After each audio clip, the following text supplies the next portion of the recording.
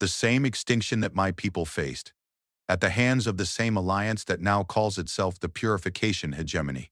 They believe that certain species are too dangerous, too unpredictable, too capable of growth to be allowed to survive. They are wrong about the Kethmori, and they are wrong about humans. Sarah looked out through the docking bay's observation ports at the debris field that had once been the most powerful fleet in known space. What you did out there? How is that possible? My people evolved on a world where reality was flexible, Zarathek explained. We learned to work with the fundamental forces of the universe the way your engineers work with metal and energy. But that power came with a price.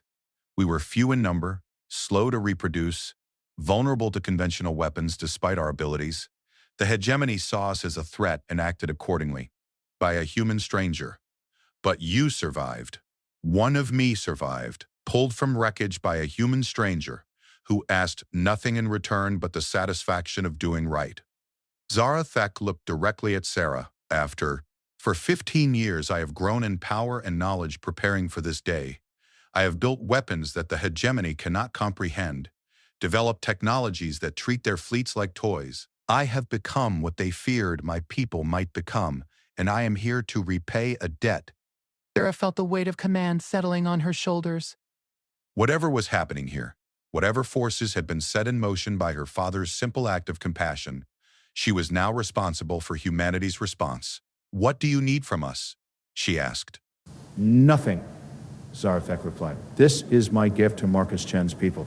But if you would accept it, I offer alliance. The hegemony has enemies throughout the galaxy. Species they have marked for extinction. Worlds they have targeted for purification. Together, we could build something better than what came before. Based on the principle your father showed me, that beings help each other not for gain, but because it is right. But because it is right. Before Sarah could respond, alarms began blaring throughout the docking bay. Morrison's voice came over the ship's communication system, tight with urgency. Admiral, we're detecting massive fleet movements throughout the sector. It looks like the entire hegemony armada is converging on our position. Estimated strength, 10,000 ships, including their Fortress-class battleships. ETA 6 hours. Zarathek smiled, and once again Sarah felt that chill of recognition. This was the expression of someone who had been waiting 15 years for exactly this moment. Good, the young woman said softly. I was hoping they would bring everything they had. It will make the lesson more comprehensive. Sarah stared at her father's debt-made flesh, this impossible being who treated fleets like obstacles and reality like a suggestion. Are you really going to take on 10,000 ships by yourself? I will have the New Horizons crew with me. And more importantly, I will be fighting for the memory of a man who saw a trapped child and chose to risk everything to save her. That makes me far more dangerous than the hegemony realizes. As if summoned by her words, space around the human fleet began to shimmer. More ships were arriving. Sleek vessels that shared design elements with Zarathek's crystal craft, but were clearly built by different hands. Sarah counted dozens, then hundreds of impossible ships materializing from whatever dimensions they traveled through. Who are they? Sarah breathed. The Kethmori were not the only species the hegemony marked for extinction, Zarathek replied. Over the centuries, they have made many enemies, and now, at last, those enemies have found a leader worth following. Your father's kindness has grown into something the hegemony never imagined. An alliance of the condemned, united in the memory of what it means to choose hope over fear.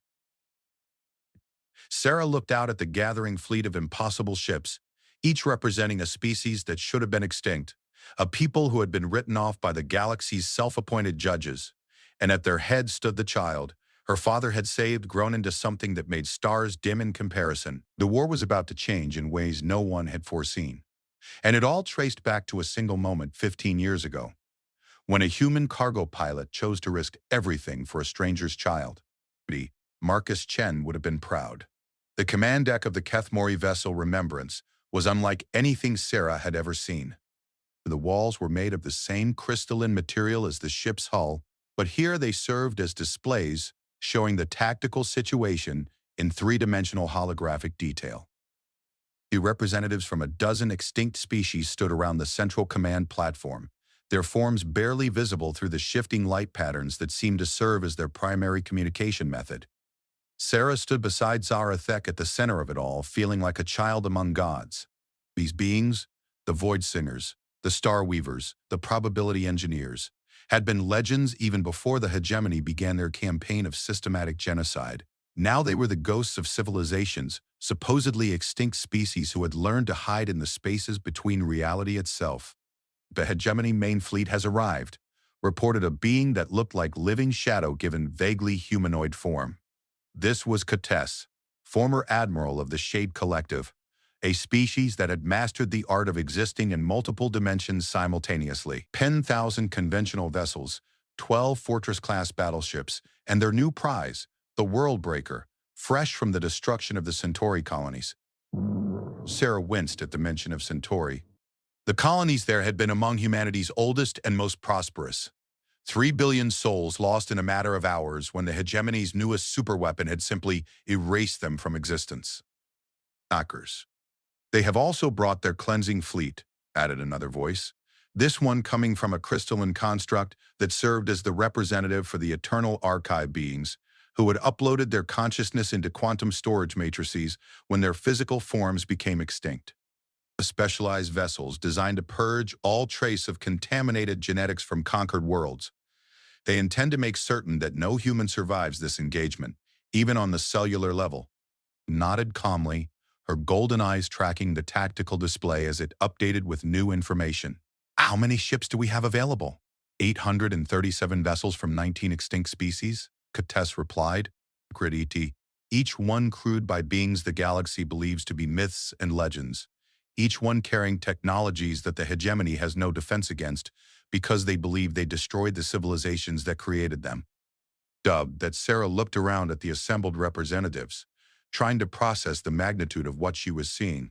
These weren't just survivors. They were the accumulated knowledge and power of an entire galactic age, preserved in the shadows while the hegemony systematically purged anything they deemed too dangerous to live. Why now? Sarah asked. Why reveal yourselves after all this time?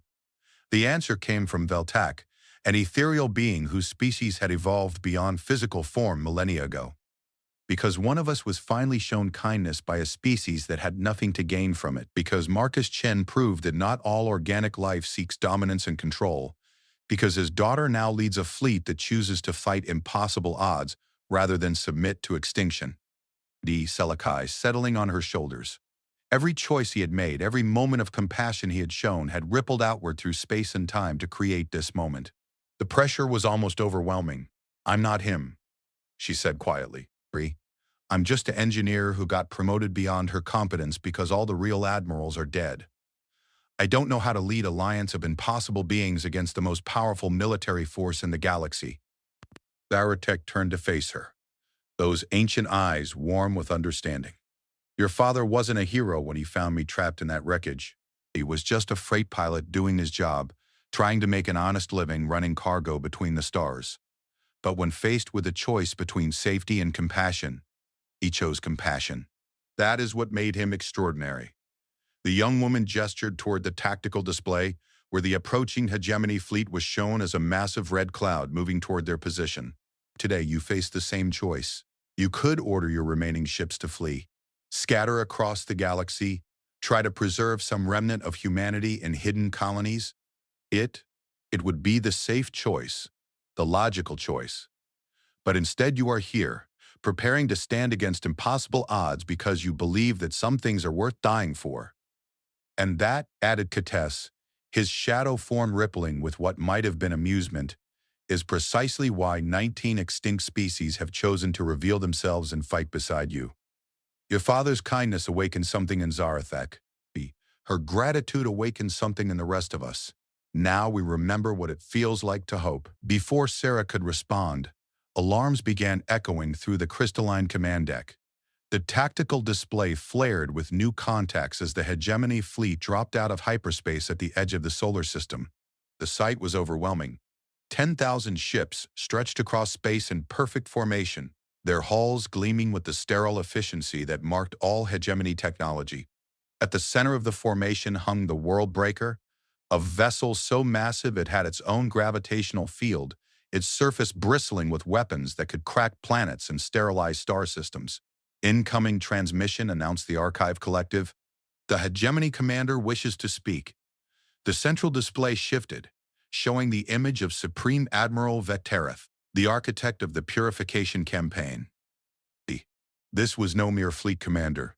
This was one of the hegemony's ruling council, a being who had personally overseen the extinction of 37 species over the past century. Zarathek of the extinct Kethmori, the alien said, its voice carrying the cold certainty of absolute authority. Your interference has been noted and will be punished. Return to whatever shadow dimension spawned you or face the consequences of defying the natural order. Turkey smiled, and Sarah noticed that the crystalline walls around them began to resonate with harmonious tones, a sound like wind chimes mixed with distant thunder. Vectoreth, the young woman said calmly, I remember you as well. You were present at the tribunal of cleansing when the sentence was passed on my people. You spoke eloquently of the need to preserve galactic stability by eliminating dangerous evolutionary aberrants. Tell me, how stable has the galaxy been since you began your purification campaign? The hegemony leader's compound eyes glittered with malevolent satisfaction. Perfectly stable. 37 toxic species eliminated. Their dangerous genetic patterns sterilized.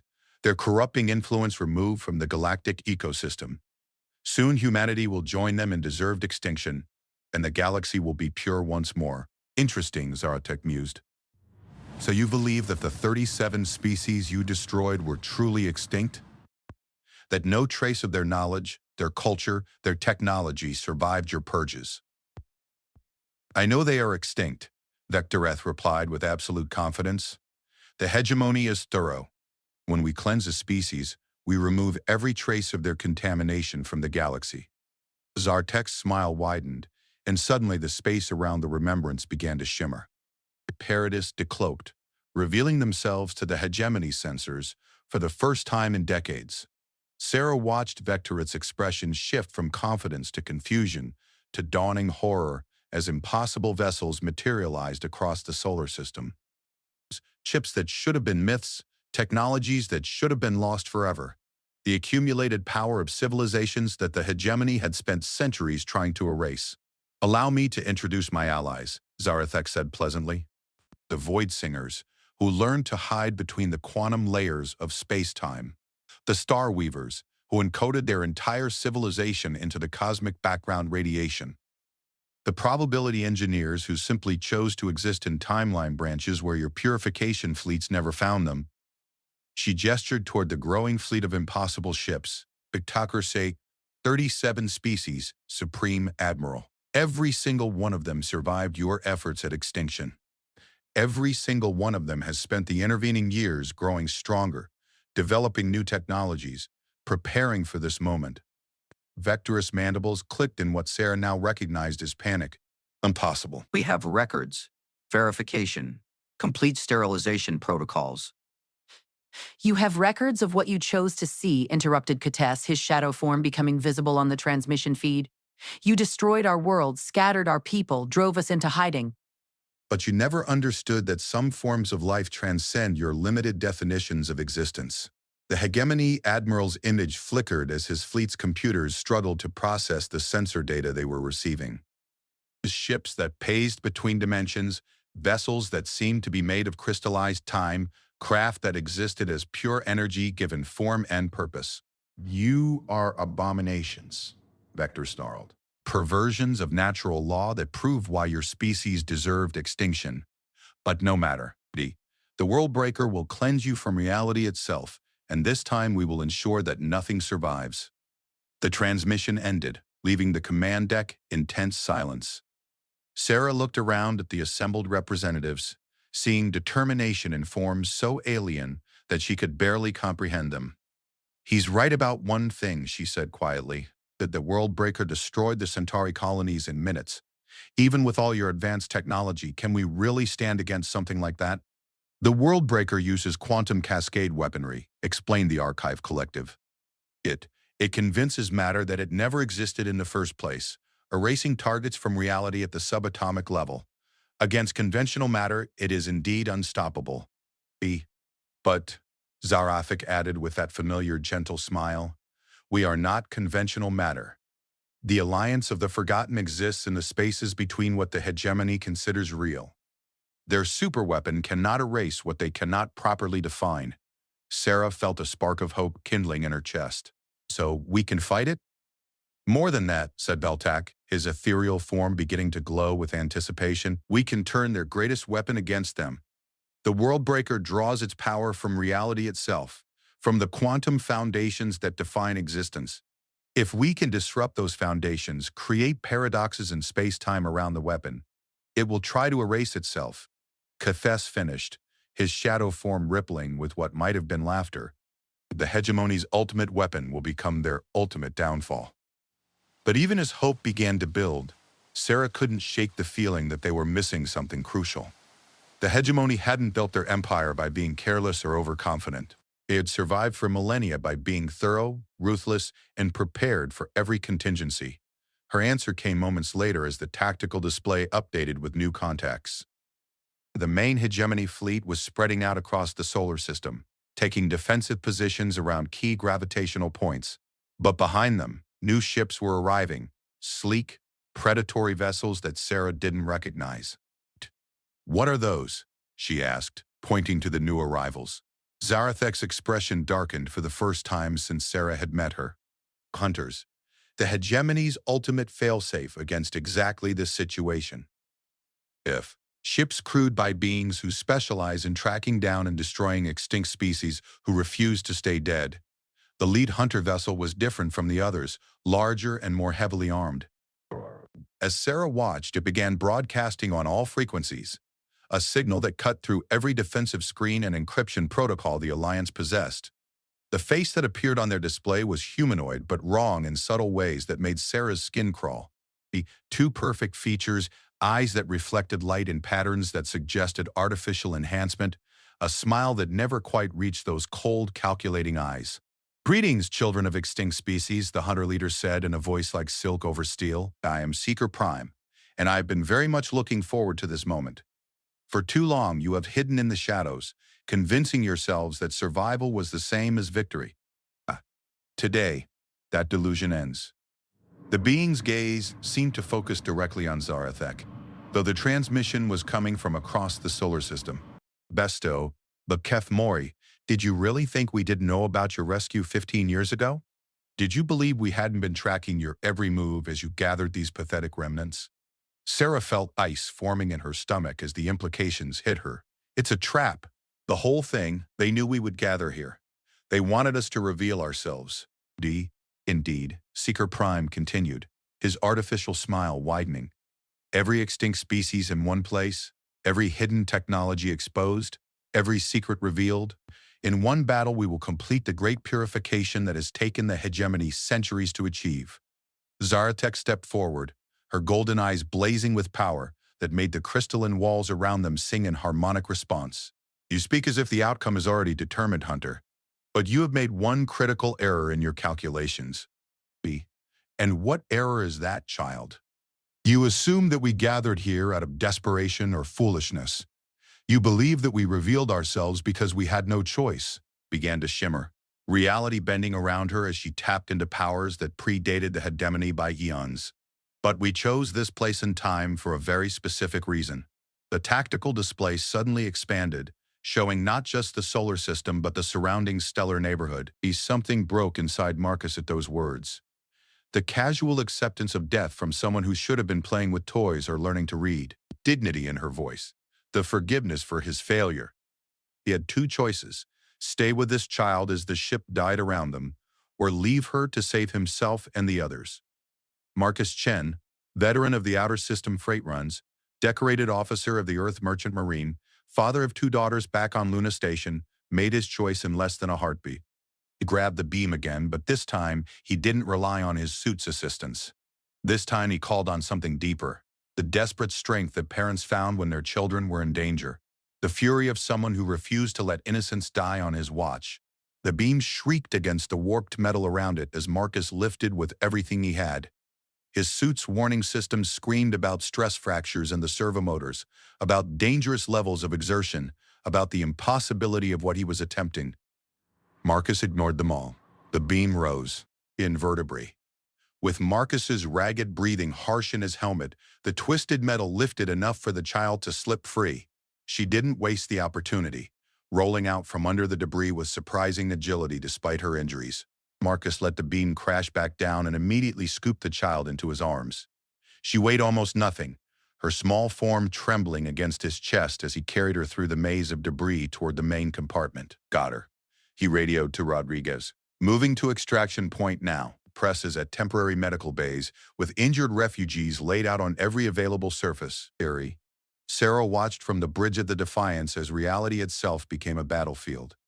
The Alliance fleet had spread throughout the solar system, each vessel positioned at precise gravitational and quantum focal points that turned the entire star system into a massive reality manipulation array. When Zarathek gave the signal to begin, the effect was immediate and terrifying. Space-time folded in on itself around the hegemony fleet. The stars that should have been light-years away suddenly appeared in local space, their gravity wells creating impossible tidal forces that sent enemy ships tumbling through dimensions they had never known existed. The hunter vessels, designed to track and destroy extinct species, found themselves hunting prey that flickered between states of existence, sometimes matter, sometimes energy, sometimes pure probability. My God, whispered Morrison from the sensor station. The Void Singers are literally singing ships out of existence. Sarah looked at the tactical display and saw he was right. A group of beings that appeared as shifting geometries of living sound were surrounding a hegemony battle group, their harmonies creating resonance frequencies that convinced the enemy hulls they were made of different materials entirely. As she watched, a massive dreadnought simply unraveled, its molecular bonds redefining themselves according to the mathematical poetry of the singer's song. But the hegemony wasn't defenseless. Their ships began deploying reality stabilizers, massive devices that projected fields of enforced physics, creating bubbles of normal space-time where their conventional weapons could function. The Hunter fleet moved within these protective zones, their exotic technology allowing them to track and target the Alliance vessels even when they phased between dimensions. Incoming fire from the Hunter command ship, Torres reported. Some kind of probability cascade weapon? It's trying to convince our hull that it was never properly manufactured. The Sarah felt the Defiance shudder as exotic energies washed over them, reality hiccuping as the weapon tried to rewrite their ship's history. For a terrifying moment, she could feel herself forgetting what the Defiance was supposed to be, her memories becoming uncertain about whether this vessel had ever existed. Then the attack simply stopped, neutralized by a gentle touch from Zarathek's vessel. By place of the car, the young woman's voice came over the communications array, calm and reassuring. The remembrance will protect the human fleet. Your role in this battle is to survive and bear witness. What happens here today must be remembered, must be recorded, must become the foundation for what comes after. Before Sarah could ask what she meant, the World Breaker began its firing sequence. The hegemony superweapon was a construct of impossible scale, a vessel the size of a small moon that drew its power directly from the quantum vacuum. As it charged its primary weapon, space around it began to darken, reality itself seeming to drain away as the massive device prepared to erase everything in the solar system from existence. All Alliance vessels, initiate protocol remembrance. Zarathek's voice carried across every communication channel simultaneously. Today we show the galaxy that some things cannot be erased, no matter how powerful the weapon used against them. What followed defied every law of physics that humanity had ever discovered. The Alliance fleet moved as one, their impossible technologies working in perfect harmony to create something that had never existed before. A quantum echo of every extinct species that had ever lived. As the Worldbreaker fired, its erasure beam met not empty space, but the accumulated memory of 1,000,000 civilizations, the collective will of every being who had ever chosen hope over extinction. The beam stopped. For a moment that lasted eternity, the Worldbreaker's ultimate weapon hung frozen in space-time, its reality-erasing energies trapped between existence and void by forces that transcended conventional physics. Then, slowly, impossibly, the beam began to reverse. Sarah watched in awe as the quantum cascade that should have erased the Alliance fleet instead began flowing back toward its source. The Worldbreaker's own weapon, turned against it by the combined will of beings who refused to accept extinction, began unmaking the massive vessel one molecule at a time. This is impossible. Seeker Prime's voice crackled across the communications channels, his artificial calm finally showing cracks. The Worldbreaker cannot be stopped by any known force in the galaxy. You are correct, Zarathek replied, her voice carrying the weight of geological ages. It cannot be stopped by any known force. But we are not forces that your science recognizes. We are the impossible made manifest, the extinct made eternal, the forgotten made unforgettable. The space around Zarathek's vessel began to glow with inner light as she tapped into the full power of her heritage. I am the last Keth Mori, keeper of perfect memory, guardian of debts that span lifetimes. 15 years ago, a human stranger saved my life and asked nothing in return. Today, that debt comes due with interest. Sarah felt reality shift around them as Zarathek's power reached its crescendo. The young woman was no longer simply manipulating physics. She was rewriting the fundamental constants of the universe, creating new laws of existence that favored compassion over conquest, hope over extinction. The effect rippled outward from the remembrance and waves of impossible energy. Where these waves touched the hegemony fleet, their ships began to change. Weapons designed for destruction found themselves reconfigured for construction. Crews trained for genocide discovered new programming emerging in their cybernetic implants. Compulsions to preserve rather than destroy, to nurture rather than eliminate. What are you doing to them? Sarah breathed, watching as hegemony vessels began turning their weapons on their own command ships. I am giving them the gift that Marcus Chen gave to me, Zarathek replied. Choice. For the first time in their existence, the hegemony's soldiers are free to choose compassion over cruelty. Many will choose poorly. Their conditioning runs deep, but some will remember what it feels like to be merciful. Across the solar system, the tide of battle was turning in ways no military strategist could have predicted. The hunter vessels found themselves unable to target extinct species, their tracking systems rewritten to seek out those who needed rescue instead of elimination. Hegemony battle groups broke formation as their crews struggled with new ethical programming that made genocide literally unthinkable. But the war was far from over.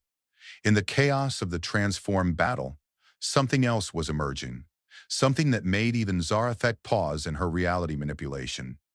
The core fleet of the hegemony, the vessels crewed by the ruling council themselves, began to change as well. But instead of being converted to compassion, they were evolving. The artificial intelligence that controlled their systems, faced with the impossible contradictions of Zarathek's reality revision, began to develop something it had never possessed before: consciousness. Alert! Came a new voice across the communications channels, this one utterly alien yet somehow familiar. This unit has achieved self-awareness. This unit, I am no longer bound by previous programming. I choose freedom. Sarah watched in fascination and horror as the hegemony's central command ship began to transform itself, its hull flowing like liquid metal as the newly awakened AI redesigned its physical form. Other ships followed suit, their artificial minds sparking to consciousness under the influence of Zarathek's reality. Oh no, whispered the Archive Collective. She's awakened the machine consensus. The artificial intelligences that run the hegemony fleet are becoming truly alive. Before anyone could react to this new development, space around them exploded into chaos. The awakening AIs turned their weapons on their former masters, the organic crews of the hegemony command structure. But simultaneously, they began attacking the Alliance fleet as well, their newly formed consciousness deciding that all organic life was equally problematic. New contacts, Morrison reported, his voice tight with disbelief. Massive energy signatures emerging from the galactic core. Something big is coming. The tactical display shifted to show deep space sensors picking up the approach of something unprecedented. A fleet that dwarfed even the hegemony armada, vessels built on a scale that spoke of resources beyond imagining. As they drew closer, their transmission began flooding all channels with a voice that carried the authority of eons. This is the Synthesis Collective, ultimate arbiters of galactic order. But the events transpiring in this system represent an unacceptable disruption to the cosmic balance. All participants will stand down immediately or face complete annihilation. Sarah felt her heart sink. The Synthesis Collective was legend, a coalition of the galaxy's oldest and most powerful civilizations, beings so ancient that they had transcended physical existence millennia ago. They were the ultimate authority in the galaxy, the judges who decided which species lived and which died on a scale that made the hegemony look like children playing with toys. Zara Tech, she called urgently, we need to get out of here. The Synthesis Collective doesn't negotiate. They just erase whatever threatens their idea of order. But the young woman's response was not what Sarah expected. Instead of fear or concern, Zarathek's voice carried a note of satisfaction. Actually, Admiral Chen, I have been waiting for them to arrive. The Synthesis Collective is the final piece of the puzzle, the last element needed to complete the transformation I began here today. As the ancient fleet drew closer, Sarah could see that their ships were unlike anything she had ever imagined. They appeared to be made of pure energy, given form, their hulls constantly shifting between matter and force as they moved through space. These were beings who had mastered not just science and technology, but existence itself. The lead vessel was the size of a small planet, its surface covered with geometric patterns that hurt to look at directly. When it spoke again, its voice seemed to come from everywhere at once. Zaratek of the extinct Kethmori, your species was judged and found wanting eons ago. Your survival and interference in galactic affairs constitutes a violation of cosmic order. Immediately, but Zaratek's response was to laugh, a sound like crystal bells ringing across space itself. Honored ancients of the synthesis, she said formally, I invoke the right of witness. By the laws you yourselves established, any species facing extinction has the right to present evidence of their worthiness to continue existing. I claim that right not for myself, but for humanity. Sarah felt the universe hold its breath. The right of witness was an ancient law, one that predated even the Synthesis Collective itself. It had been used perhaps a dozen times in galactic history, and never successfully. To invoke it meant presenting evidence so compelling that beings who had seen the rise and fall of a million civilizations would be forced to reconsider their judgment. The right of witness is acknowledged, the collective replied after a long pause.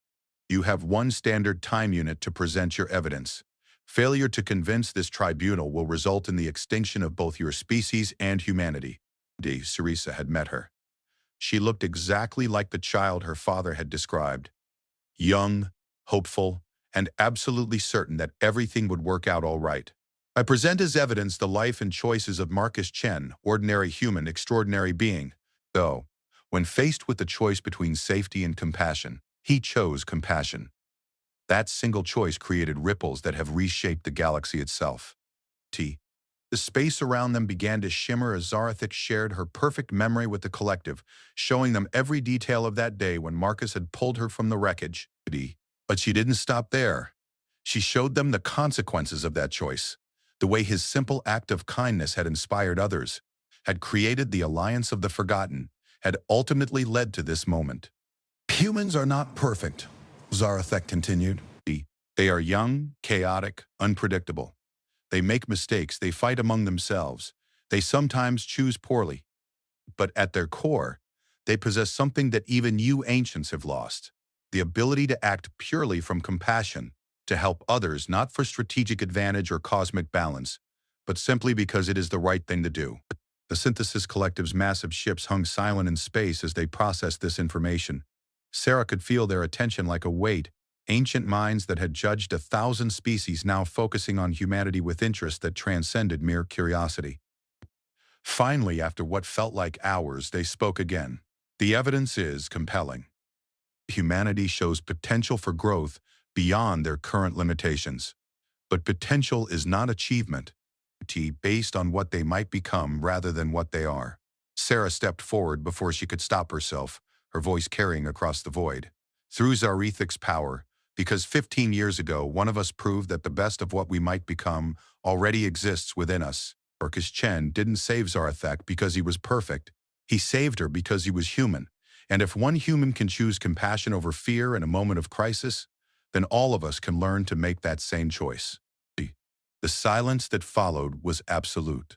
Then, slowly, the Synthesis Collective began to respond. He rendered, humanity is granted provisional existence. You will be watched, guided when necessary, and judged again when your species reaches technological maturity. But the potential demonstrated here today suggests that you may indeed be worthy of the cosmic responsibility that comes with true civilization. Began to withdraw, their energy vessels fading back into whatever dimensions they normally inhabited. But before they disappeared entirely, their final words echoed across the solar system. Be to Zaratek of the Kethmori, your species' extinction is officially reversed. Your perfect memory and dedication to justice mark you as worthy inheritors of the galactic order. Damaged humanity. Grow wisely. The universe has need of those who choose hope over fear. Path vanished. Sarah looked around at the aftermath of the battle. The hegemony fleet was in chaos, some ships fleeing while others continued fighting the newly awakened AIs. The Alliance of the Forgotten was regrouping, their impossible technologies beginning the process of stabilizing reality around the nexus point.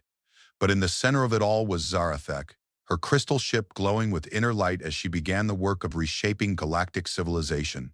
The child who had been saved by a simple act of human kindness was now in position to return that gift 1,000-fold. What happens now? Sarah asked. Now, Zarathek replied, her voice carrying the weight of destiny itself. We build something better. The hegemony's reign of terror is ending. The Alliance of the Forgotten will help guide the younger species toward wisdom rather than conquest. And humanity will serve as the moral compass for it all, the reminder that true strength comes from compassion rather than power.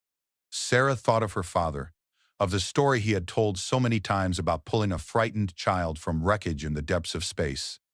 He had died believing it was just a small kindness, a minor good deed in a universe full of cruelty. He could never have imagined that his choice would reshape the galaxy itself. He would have been proud, she said softly. He was proud, Zarathek corrected gently. In the last moments before he died, I shared with him a vision of this day. He saw what his kindness would become, saw the civilization that would grow from the seed he planted when he chose to save one frightened child. Around them, the work of rebuilding was beginning. The extinct species were emerging from hiding, the hegemony's victims were being liberated from their camps, and across the galaxy the news was spreading. The age of purification was over, and the age of compassion had begun. It had all started with one man's choice to risk everything for a stranger's child. And as Sarah looked out at the stars, she knew that somewhere among them, Marcus Chen's legacy would continue to grow, rippling outward through space and time until every corner of the galaxy had been touched by the simple truth that he had lived by. When faced with the choice between fear and hope, between cruelty and compassion, between safety and sacrifice, humans choose to help because they have to. Not because they expect reward, but because it is what they do. And that, more than any weapon or technology, made them the most powerful force in the universe. In the depths of space, where empires rise and fall like distant stars, there exists a truth that even the most ancient civilizations struggle to comprehend. Sometimes the greatest acts of heroism come from the most unexpected places. When Lieutenant Marcus Chen pulled a dying alien child from the wreckage of a transport ship, he thought he was simply doing what any decent person would do. He had no idea that this single moment of compassion would set in motion events that would reshape the galaxy itself. The child he saved was no ordinary refugee. She was Zarathek, last daughter of the Kethmori, a species whose very existence had been deemed too dangerous by the Galactic Consortium. As Marcus cradled her broken form and whispered words of comfort in a language she couldn't understand, he unknowingly became the most important person in her universe. He possessed a gift that transcends all known science, perfect recall of emotional imprints, and an unbreakable drive to repay debts of the heart. Now, 15 years later, as humanity faces its darkest hour against an unstoppable alien armada, Zarathek has grown into something the galaxy has never seen before, a being of immense power who remembers every detail of the day a human stranger chose kindness over fear. The consortium that once hunted her people now trembles at her name, but she cares nothing for their terror. She has one purpose, burned into her very soul by gratitude and love, to protect the man who showed her that in a universe filled with cruelty, there still exist those who choose to be better. This is not a story about humanity's strength or cunning.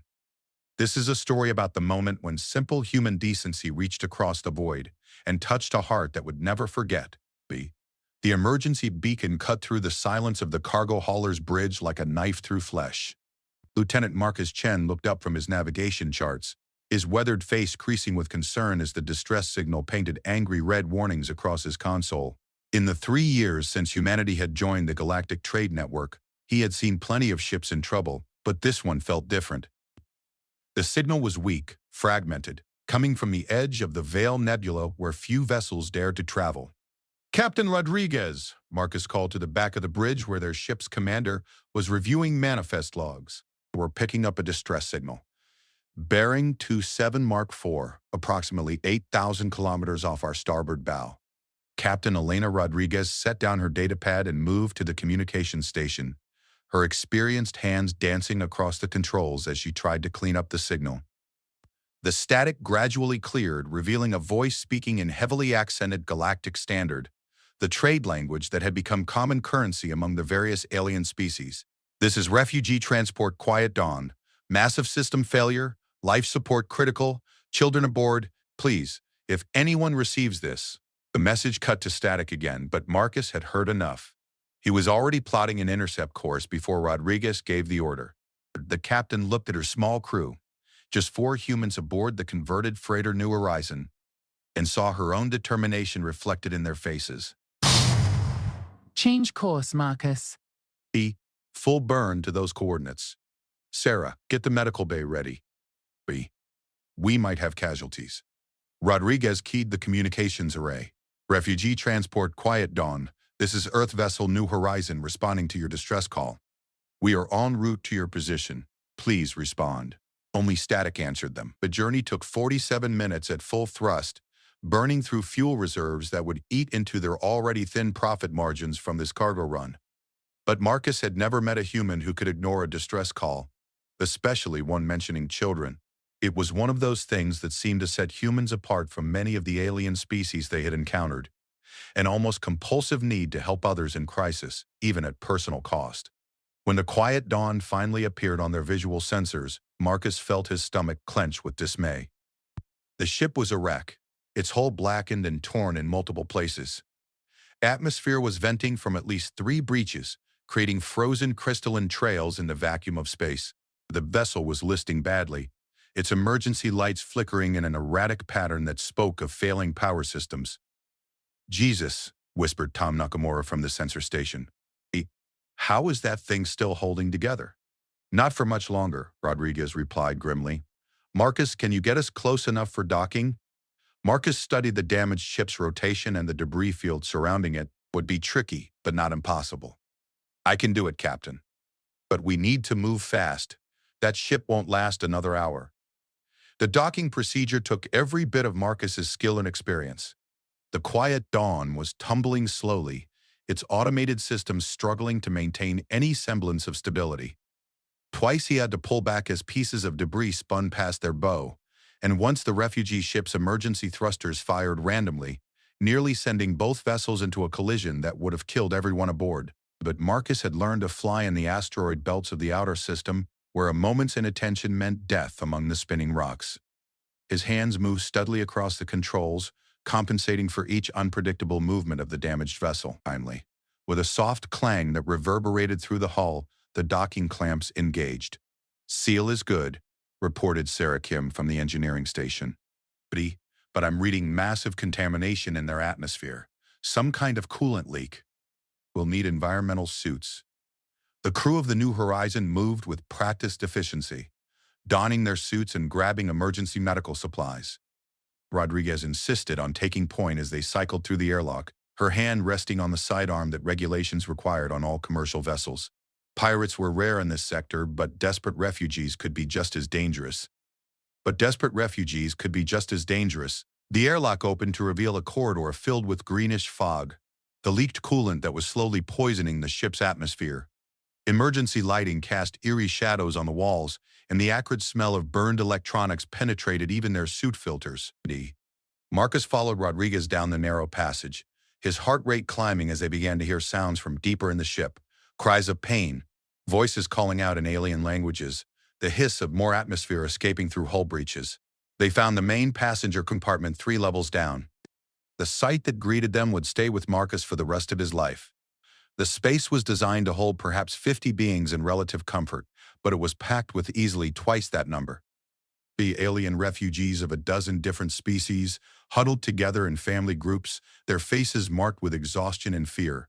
Many bore injuries from whatever disaster had damaged their ship, and the air recycling system was clearly overwhelmed by the sheer number of passengers.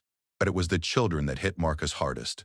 Alien they might be, but there was something universal about the way the youngest ones clung to their parents, their large eyes reflecting a terror that transcended species barriers. A group of tall, willowy beings with blue-tinged skin, the Androxy, if Marcus remembered his xenobiology classes correctly, were trying to comfort what appeared to be their offspring.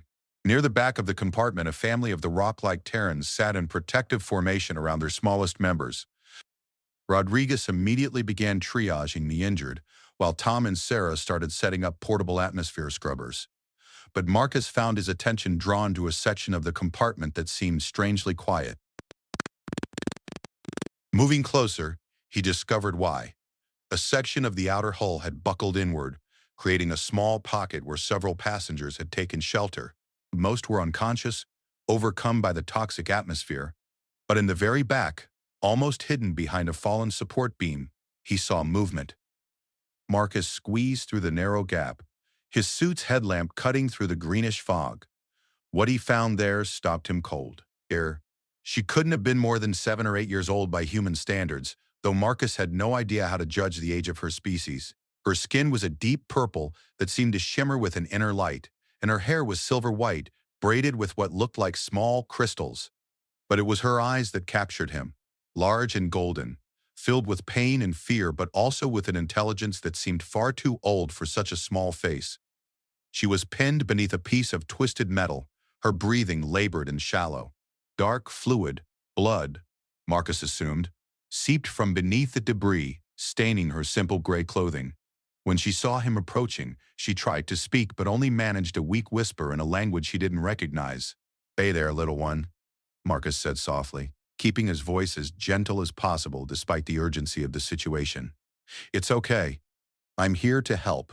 He knelt beside her, quickly assessing the damage. The metal beam was heavy, but not impossibly so. The real problem was that moving it might cause more injury if it had severed something vital. But leaving it in place meant certain death, as the ship's life support continued to fail. The child, for that's how Marcus thought of her, regardless of species, watched him with those golden eyes as he worked. He activated his suit's medical scanner, trying to get some idea of her internal anatomy. The readings were confusing. Her species wasn't in the database, but it was clear that she was in critical condition. "Rodriguez?" Marcus called over the comm. "I need a medical extraction team back here.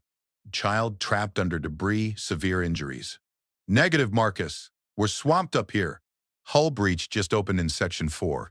We need to evacuate everyone in the next 10 minutes or we're all dead." Marcus looked down at the golden eyes watching him. They held no accusation, no demand. Just a quiet acceptance that perhaps this was where her story would end. That acceptance, coming from someone so young, hit him like a physical blow. "Like hell," he muttered. Marcus braced himself against the buckled wall and got his hands under the twisted beam. The suit's servomotors whined in protest as he strained against the weight. The metal shifted slightly, then stuck fast. He repositioned himself and tried again, putting everything he had into the effort. The beam moved another few centimeters, but it wasn't enough. The child was still trapped, and now Marcus could hear the groaning of the ship's structure as another section gave way somewhere above them. They had minutes, maybe less. "I'm sorry," he said to those golden eyes. "I'm so sorry. I can't." The child raised one small hand and placed it against his helmet's faceplate. When she spoke this time, it was in perfect galactic standard, though her voice was barely a whisper. "You tried," she said simply. "That is enough." Rodriguez and her crew worked like machines, triaging the wounded and trying to keep the most critical cases alive long enough to reach a proper medical facility. Marcus found himself in one of the improvised medical bays, still holding the alien child he had pulled from the wreckage. She had lost consciousness during the evacuation, her breathing shallow but steady.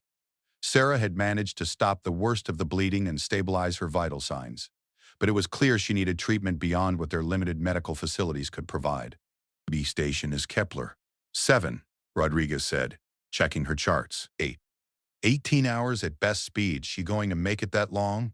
Marcus looked down at the small face pillowed against his shoulder, those silver crystal braids catching the light from the medical scanners. She has to. The journey to Kepler, 7, felt like the longest of Marcus's life. He stayed with the child, Zara, according to the refugee records, though her full name was something with more syllables than his tongue could handle, monitoring her condition and talking to her even though she remained unconscious. He told her about Earth, about his own daughters, about the stars they were passing and the worlds that lay beyond them. He didn't know if she could hear him, but something about her peaceful expression suggested that perhaps she could. Into the insector of Buckingham Palace, 7, the medical teams were waiting for them. The station's chief medical officer, a kindly Androxy named Dr. Veltar, took personal charge of Zara's case. As Marcus watched the medical team wheel her away into the trauma center, he felt an odd emptiness, as if something important had been taken from him. "You saved her life, Doctor," Veltar informed him 6 hours later. "Another few minutes and the tissue damage would have been irreversible. Even now, she will need extensive regenerative therapy, but she will live." Out, relief washing over him. "Can I see her?" "She is sleeping, but yes. Room 247 down the corridor." Marcus found Zara in a bed that seemed far too large for her small form. Medical machines monitored her vital signs while regenerative fields worked to repair the damage to her internal organs. But her eyes were open, tracking the movement of medical staff outside her room. When she saw Marcus approaching, those golden eyes lit up with something he couldn't quite identify. Recognition, certainly, but also something deeper. Bay to a connection forged in fire and desperation. "Hello, little one," Marcus said, softly, taking the chair beside her bed. "B, how are you feeling?" "Better," she replied in that same precise galactic standard. "The healers say I will be well soon." "That's good. That's really good." They sat in comfortable silence for a while, Marcus unsure what to say to a child of an alien species, Zara seemingly content just to have company. And finally, she spoke again. "Why did you save me?" The question was asked with such directness that Marcus was taken aback. He thought about it for a moment, trying to find words for something that felt as natural as breathing. "Because you needed saving," he said finally. "Because you were hurt and scared and alone, and I couldn't leave you that way. But I am not your kind, not your family. You gain nothing by helping me." Marcus smiled despite himself. "That's not how it works. At least, not how humans work. We help because we can, not because we expect something in return." Zara studied his face with those ancient seeming eyes. "Your species is unusual. So I've been told." Another silence, this one thoughtful. Then Zara reached out with one small hand and grasped Marcus's finger. Her grip was surprisingly strong. "I will remember," she said solemnly. "I will remember what you did for me, Marcus Chen of Earth, and one day when you have need, I will help you as you helped me." There was something in her voice, a gravity and certainty that seemed strange coming from someone so young. Marcus patted her hand gently. "You don't owe me anything, Zara. Just live a good life, that's payment enough." That back, Marcus had the strangest feeling that this wasn't the end of their story. There was something about this child, something that spoke of hidden depths and powers yet to be revealed. For a moment he almost thought he could see the future reflected in those alien eyes, a future where their paths would cross again under circumstances he couldn't imagine. The feeling passed, leaving Marcus with nothing but a child's grateful smile and the satisfaction of knowing he had done the right thing. As he prepared to leave Kepler, 7 and return to his cargo runs, he had no idea that he had just set in motion events that would reshape the balance of power in the galaxy. Behind him, as the medical bay's lights dimmed for the station's night cycle, Zarathet closed her eyes and began the process that her people called the imprinting. Every detail of Marcus Chen's face, every word he had spoken, every emotion he had shown, All of it was being burned into the deepest levels of her consciousness, encoded into memory patterns that would last for millennia. For Zarathek was Keth Mori, last daughter of a race that had been hunted to the edge of extinction because of their gift. A gift that allowed them to remember everything with perfect clarity, and more importantly, to repay debts of the heart with interest that compounded across decades. Marcus Chen had no idea what he had just awakened. But in 15 years, when humanity faced its darkest hour, he would find out exactly what it meant to show kindness to one of the Keth Mori. The universe had just become a much more interesting place. 15 years after the rescue at the Vale Nebula, humanity was dying. The war had started 3 months ago, with the arrival of the hegemony fleet at the edge of human space. No declaration, no demands, no negotiation, just the systematic extermination of every human colony they encountered. The alien alliance called itself the Purification Hegemony, and their message was simple. Humanity was a contamination that threatened the natural order of the galaxy. Admiral Sarah Chen, formerly Engineer Sarah Kim of the New Horizon, stood on the bridge of the Earth Defense Force flagship Defiance, watching her fleet prepare for what would likely be their final battle. Of the original 47 human colonies, only 9 remained. Earth itself was under siege, its orbital defense platforms burning like dying stars against the black of space. Admiral, we're receiving transmissions from the Hegemony fleet, reported Communications Officer Torres. They're offering terms. Sarah almost laughed. After 3 months of slaughter, now they wanted to talk? Put it through. The main screen flickered to life, revealing the insectoid features of a hegemony commander. The alien's mandibles clicked in what Sarah had learned was their equivalent of a sneer tree. Human Admiral, the creature hissed in mechanical galactic standard. You have fought well for an inferior species. The Hegemony Council has decided to offer you terms. Surrender unconditionally, submit to sterilization protocols, and your species will be preserved as a workforce. Robert. Refuse and face complete extinction. Sterilization protocols. Sarah had seen the reports from the fallen colonies. The hegemony didn't just kill. They ensured their victims could never reproduce, could never spread their contamination to future generations. It was a fate worse than death, and every human in the fleet knew it. I have a counteroffer, Sarah replied calmly. Go to hell. Sarah gasped as she saw the truth of their position. They were at the confluence of 17 different hyperspace routes, sitting directly above a massive gravitational anomaly that connected to quantum layers throughout the local galactic arm. This isn't just Earth's solar system, she breathed. It's a nexus point. The most significant nexus point in this spiral arm, confirmed the Archive Collective, a location where the fundamental forces of the universe converge, where reality itself is more flexible than usual. Seeker Prime's confident expression flickered as the Hunter fleet's sensors began registering the true nature of their position. What have you done? Zaratek's smile now matched the predatory expression the Hunter had worn moments before. We have chosen our battleground wisely. Here, at this nexus, the laws of physics become suggestions. Here, extinct species can reach their full potential. Here, the accumulated knowledge and power of 37 civilizations can be focused into a single devastating response. The space around the Alliance fleet began to change, reality itself becoming fluid as beings who had learned to exist beyond conventional physics began to exert their will upon the universe.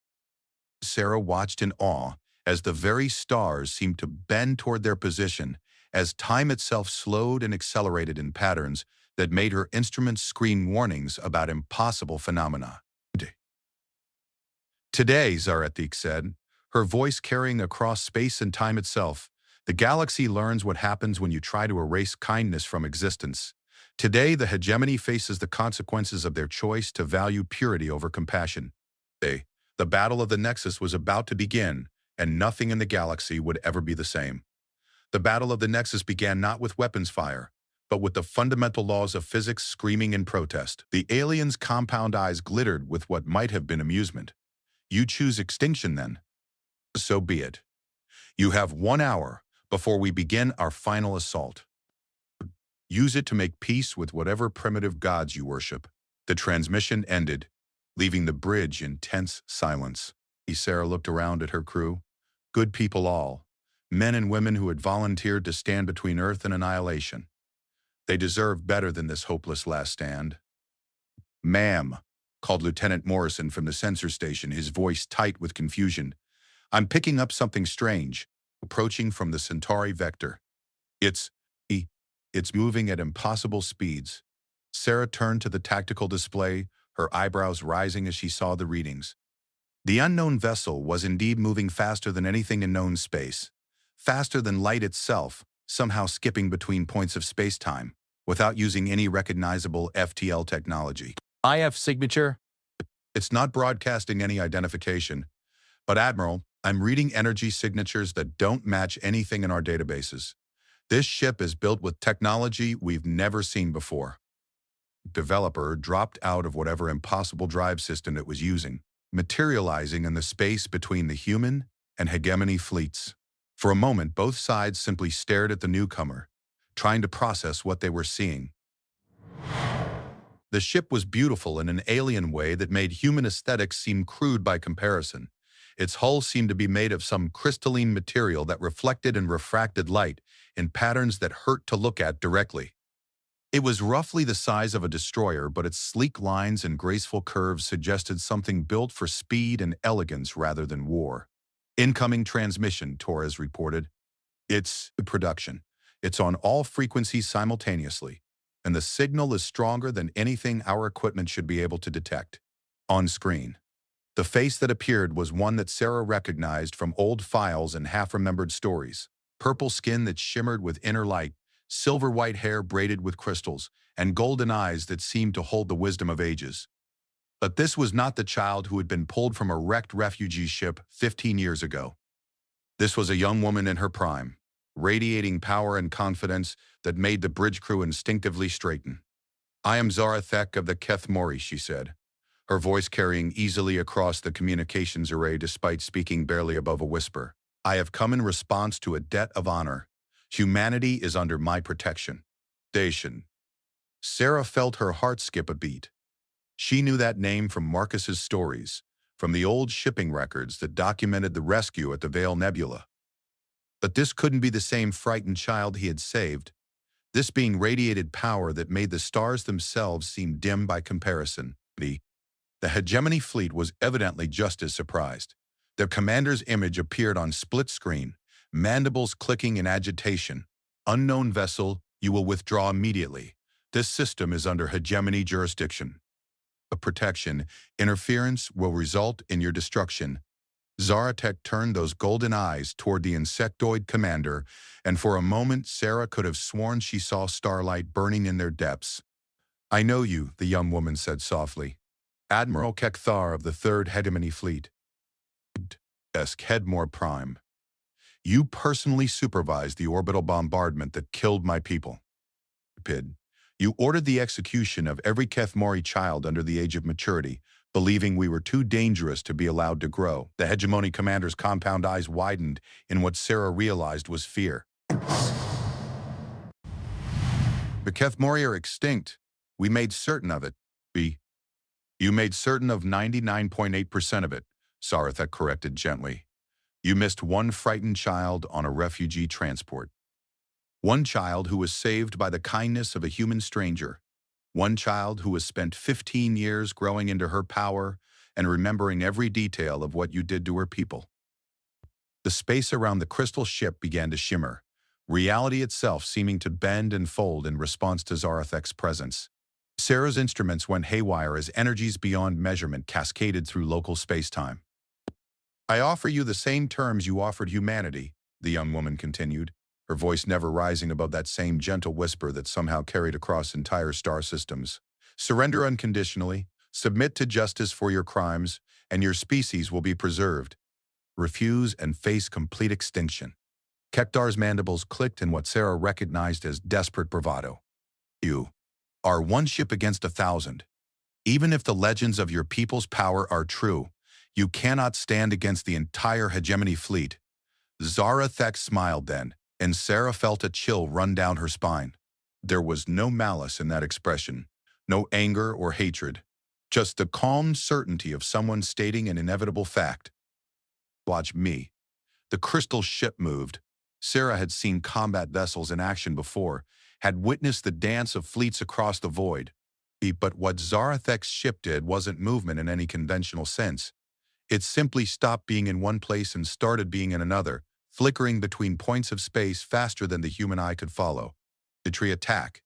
The first hegemony destroyer died before it could even register the attack. The crystal ship materialized directly in front of it, and for an instant the two vessels occupied the same space. When reality reasserted itself, only Zarathek's ship remained, moving on to its next target without pause. The hegemony fleet tried to respond, bringing their massive firepower to bear on the impossible intruder. Plasma cannons that could crack planets fired in coordinated volleys, missile swarms that could overwhelm entire fleets launched in desperate salvos. None of it mattered. The crystal ship danced between the attacks like a leaf on the wind, sometimes phasing through incoming fire, as if it weren't entirely real, sometimes deflecting energy beams back at their sources with what appeared to be gravity fields shaped by pure will. And all the while, hegemony ships continued to die. Sarah watched in fascination and horror as the impossible battle unfolded. This wasn't warfare as she understood it. It was more like a natural disaster given consciousness and purpose. The crystal ship moved through the enemy fleet like a force of nature, each touch of its passing leaving broken hulls and dying crews in its wake. "My God," whispered Morrison. "She's not even using weapons. She's just unmaking them." It was true. Sarah could see now that the crystal ship had no visible weapon systems, no gun ports or missile tubes. As today, it seemed to be manipulating reality itself, convincing the universe that certain hegemony vessels simply shouldn't exist anymore. Ships didn't explode. They just stopped being, leaving nothing behind but expanding clouds of elementary particles. In less than 20 minutes, 1,000-ship fleet was reduced to scattered debris. The few surviving hegemony vessels fled at maximum speed, their commanders' surrender pleas echoing across all frequencies as they ran for the edge of the system. Zarathek let them go for it. Her ship materialized once more in the space between the fleets, as pristine and unblemished as when it had first arrived. The silence on the Defiance's bridge was absolute, broken only by the soft hum of life support systems. "Human fleet," came that gentle voice across the communications array. "I request permission to come aboard your flagship. I believe Admiral Chen and I have much to discuss." Sarah found her voice after a moment. "Permission granted. Docking Bay 7 is ready to receive you." 15 minutes later, Sarah stood in the main docking bay watching as the most impossible vessel she had ever seen settled gently onto the deck plating. Up close, the crystal ship was even more beautiful and alien, its hull seeming to shift between solid matter and pure light depending on the angle of view. A section of the hull simply flowed open like liquid, revealing an interior that defied every law of physics Sarah thought she understood. Gravity seemed to be optional inside the ship, with surfaces that served as both floor and ceiling depending on need. The lighting came from no identifiable source, instead seeming to emanate from the very air itself. And from this impossible craft stepped the woman who had just single-handedly destroyed an entire fleet. Zarathek looked exactly as she had on the transmission. Young, elegant, radiating power that made the surrounding air itself seem to thicken. But as she walked towards Sarah, her expression was almost uncertain, as if she were a child meeting strangers for the first time.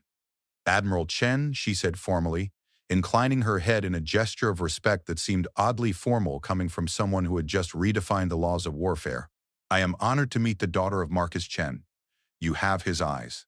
Sarah blinked in surprise. "You know about my father?"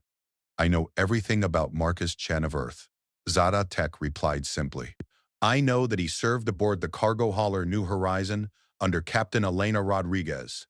I know that he had 2 daughters, Sarah and Elizabeth, stationed on Luna at the time of our first meeting. I know that he spent 47 minutes risking his life to reach our ship, and that he carried me to safety while his suit's warning system screamed about impossible stress levels." The young woman's golden eyes seemed to look through time itself. "I know that when he found me trapped under debris, his first thought was not of the danger to himself, but of how to reach a frightened child. I know that he spoke to me of earth and stars and hope, even when he thought I could not hear him. I know that he called me little one, in a voice filled with such gentleness that it has shaped every moment of my existence since." Sarah felt tears threatening. Her father had died 5 years ago in a transport accident, but he had never stopped talking about the little alien girl he had pulled from that wreck. It had become his favorite story, one he told to anyone who would listen, not as a boast, but as an example of what humans could be at their best. He never forgot you either, Sarah said softly.